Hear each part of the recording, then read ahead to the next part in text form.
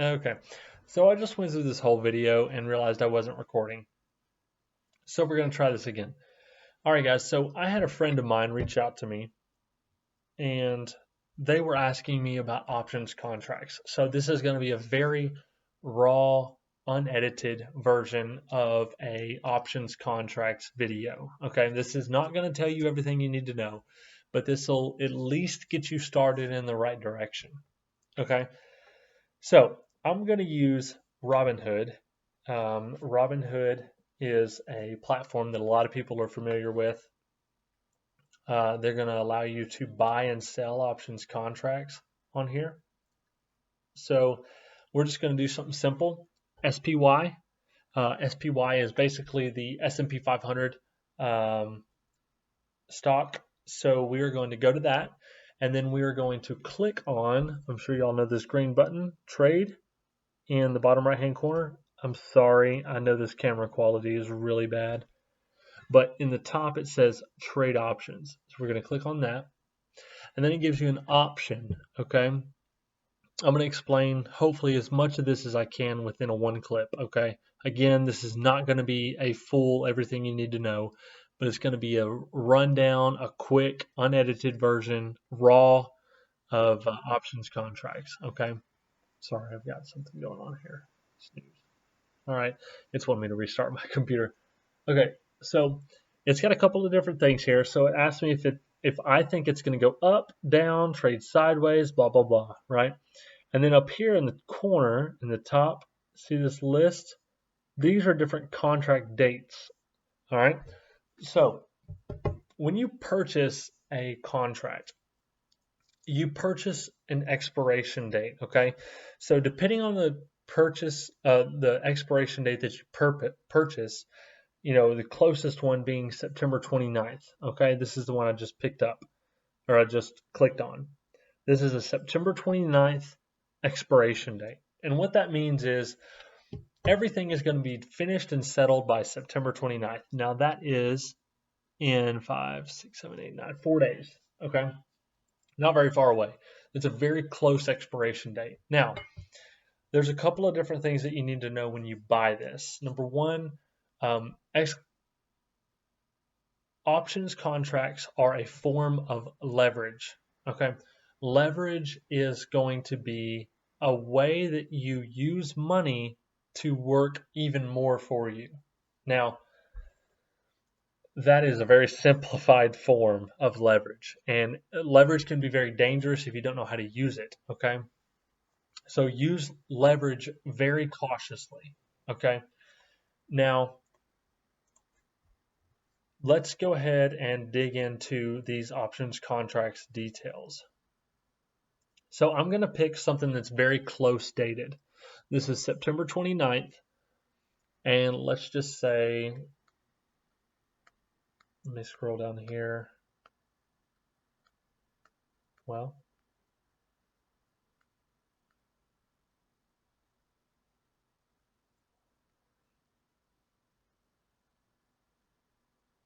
okay. So now if you look at this, this is September 29th. If you look, it goes from green. See how these are green? And then these are red. Okay. So this right here is the difference. All right. And what I mean by that is the difference between being in the money and out of the money. Okay. Now, in the money depends on what type of contract you bought or sold. It depends. If you, let's say you're, in this case, I am buying a call option. Okay. So if I'm buying a call option in simple form, that means that I think that the underlying asset, which is the S&P 500, I believe that it is going to go up. Okay, so if I buy a call, that means I think it's going to go up. All right, now let's say I buy a put. If I buy a put, that means I think it's going to go down. All right, the underlying asset, which is the S&P 500. All right, so the S&P 500 right now is at $444.18. All right. So you can see here, I don't know if you can see it. I'm so sorry you can't see. It's a terrible, I don't have my regular camera with me. I'm on vacation. $442 is the strike price. Okay, on this top one, the very first red one right here. All right, right here. $442 call option. So that means basically that I can buy this option contract at a price of, you may not be able to see it again, but $345. Okay. Now it does say 3.45, so it looks like $3.45. Now, again, let's go back to what I said about leveraging. Options contracts are a form of leverage. So when you buy one options contract, that one options contract is actually representing 100 underlying shares. Okay, let me say that again. When you buy one options contract, that one options contract is representing 100 underlying shares, in this case, of the S&P 500. Okay? So it's going to cost us to buy this one options contract. It says $3.45. Now, what that actually means, because it's represented of 100, is basically you have to multiply $3.45 times 100, which is $345. Okay, so that's what this options contract is going to cost us. Now, when you pay that price, what you are paying for is two different things: is intrinsic and extrinsic value. Okay, now that gets into a little bit more complicated things. I'm going to try to keep this as simple as possible. I know I'm throwing a lot of information at you, but those are the two things that make up the value of this options contract. Okay, so if we were to buy that, let's click on it. It opens up a lot of different options here. Okay, it'll tell you the bid and ask price. If you don't know that, I'm sorry. That's just probably for another video. It tells you the volume. If you're new to the market, you may or may not know what that is, but if you're anywhere near experienced in the market, you know what that is. Volume. It also tells you open interest, implied volatility, which has a lot to do with options contracts pricing. Volatility is probably the number one thing that has to do with options contracts pricing. Okay, and excuse me, guys, I don't usually talk this much. When you buy an options contract, that is probably the number one thing that is dictating the price, is the volatility, the options implied volatility. And that is what will wreck your account in a matter of 0 seconds flat, because that options volatility can go from 30, 40, 50% down to 5, 10%. And the higher the implied volatility, the more expensive the price is. Okay? But the lower the implied volatility, the lower the price is. Because think about it.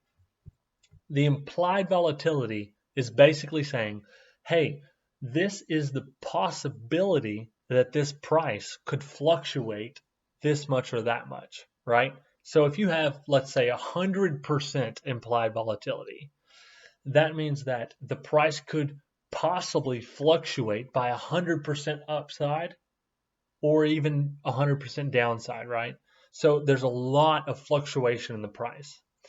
But if you have a really low volatility, in this case, it's relatively low. It's not high.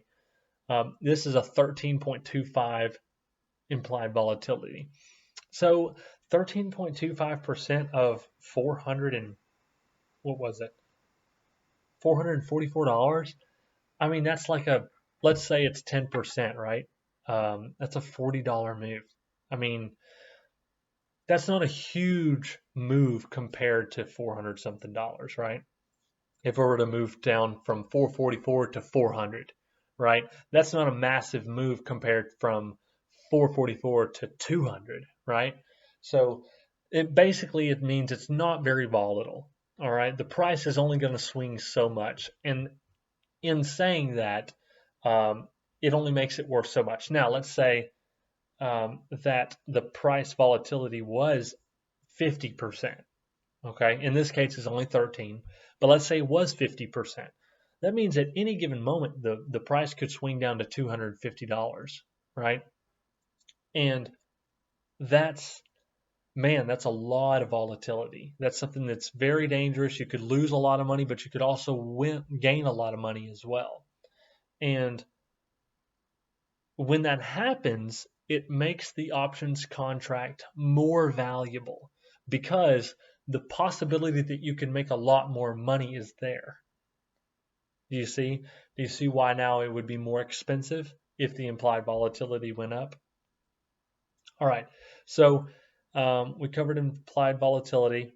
Um, let's go back to the buy and sell, call and put. Okay. So initially we were at buy a call. Okay. So if I buy a call, that means I think that this options contract is going to go up, right? So the underlying asset, which is the S&P 500, is going to go up. That's what I think. Let's switch this to buy a put. Well, put. There we go. Okay, see how it turned red? So this means now I believe that, here it is. Okay. I believe that the share price is going to go down. Okay. And that means I'm going to make money if the underlying share goes down. Okay. Now let's just spare you all the details. Let's skip over to call or sell. So if you sell, think of it being the opposite. Okay. So now I'm on the other end. I'm not buying anymore. I'm actually selling something. Okay. Literally, like think about you having a car, right? When you are on the buy side, which is this side, which I just said a minute ago, I'm looking for a car, right? So think about a car. I'm looking to buy a car, right? So I'm going to give you money. I'm going to give that person money to buy this contract, okay? But when you're on the sell side, you have the car, you want to sell it for money, right? So somebody's going to give you money to accept the obligation to buy these shares, okay? So this is where you need money in your account to make this happen. And this is personally one of my strategies. This is what I do only on companies that I really, really believe in the long term. Now I'm talking, this is long-term companies that I believe have great fundamentals that are really going to go up in the future. And that's based on their company projections, their revenues, their gross margins, and overall, just the overall soundness of the company. Okay. But anyway, that's for another video. So let's pretend that we are going to sell a call. So let's do a call first. Okay. Do you see the split here? Right here. See how there's a split in the middle? This is up. This is down. Okay.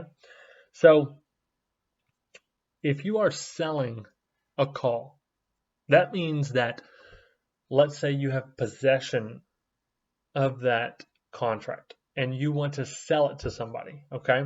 In this case, let's say we were going to sell a $445 strike price. The strike price is basically the price at which the underlying share is at, okay? The strike price is $445 on this first one. Let's say we wanted to sell that. All right, if you sell one contract, I know you can't see it, I'm so sorry, but it says it is $1.63 right here in the corner. So obviously we know, right, because we've already been taught this, that a contract is leveraged, right, at a 100 time rate. So This says $1.63. So really, it's going to be $163. Okay. So let's say I sell this contract, right? I am saying when I sell this contract right here at the strike price of $445 for $163, I say, hey, give me $163 and I will now commit to buying 100 shares of the S&P 500 at the strike price, which was $445. Okay? So, if it ever goes below that price, then I have to buy it. I'm obligated to because I get to keep that money that they gave me. They gave me that $163, which is right here. Sorry guys. That $163 right there. I know you can't see it. I'm so sorry guys. Bad camera. But that $163, I get to keep that no matter what. Even if I buy it, even if I don't. Let's say that up here, September 29th. Sorry. Oh my gosh, I'm losing it. September 29th is the expiration date. Let's say it goes past that date. If it goes past that date and it never goes under the strike price, I get to keep the $163 free and clear. Nobody makes me pay for anything. I don't have to buy anything, nothing. I get to keep it. It's my money. But if the share price goes underneath that $445 call price, $445 strike price, then that means I am obligated to buy it because I signed that contract pretty much. Okay. Now let's go to the other side. Call and let's say put. Okay. So if we sell a put, it's the same thing, except the person thinks it's going to go down. Same thing, right? So if I sell a put, I don't want it to go down. Okay? I want it to go up. Because if it goes down, that means I have to buy it. But this can be a really good strategy for long-term investors like myself, right? Remember, I don't do this a lot for everyday investing. It's too risky. I don't want to risk my money on it. I want long-term investments that are going to make me money, that are going to be solid investments, okay? Give me just a second, guys.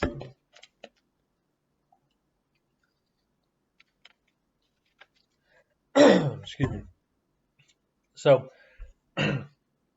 if I sell a put, that means that I believe that the stock is going to go up. Because if it does go around the strike price, then I'm going to have to buy it. Okay? So this $445 strike price, it is selling for $2.99. All right? If it goes below that, I'm going to have to buy that. And I don't want to buy that because my goal is to keep that $299. Okay? Now, there's a lot of things, again, guys, that I'm not telling you. This is a very basic, very introductory type video to options contracts. If you guys have any questions, you can follow me on Instagram. Let me make sure I tell you the right one here. Guys, you can follow me at Real Wage Trades, right up here at the top. I don't know if you can find it. There you go. Real Wage Trades. Okay, that is me right there. Real Wage Trades. You can follow me right there, and you can ask me any type of questions that you want to know. I will do my absolute best to get back to you. Again, this was for a friend. He was talking to me about options contracts. Unfortunately, I won't mention who that person is, but he did lose a lot of money. And I'm really upset for him because I know what he's talking about. I have been there before. I have done that before. I have worn the t-shirt. It is not fun losing your money to options contracts. So if you arm yourself with the knowledge, you can move forward and understand and navigate the market. And that's what I'm here for. I want you guys to be able to navigate the market and learn and grow in the market and build your wealth. So this has been a ridiculously long video. I hope it was helpful.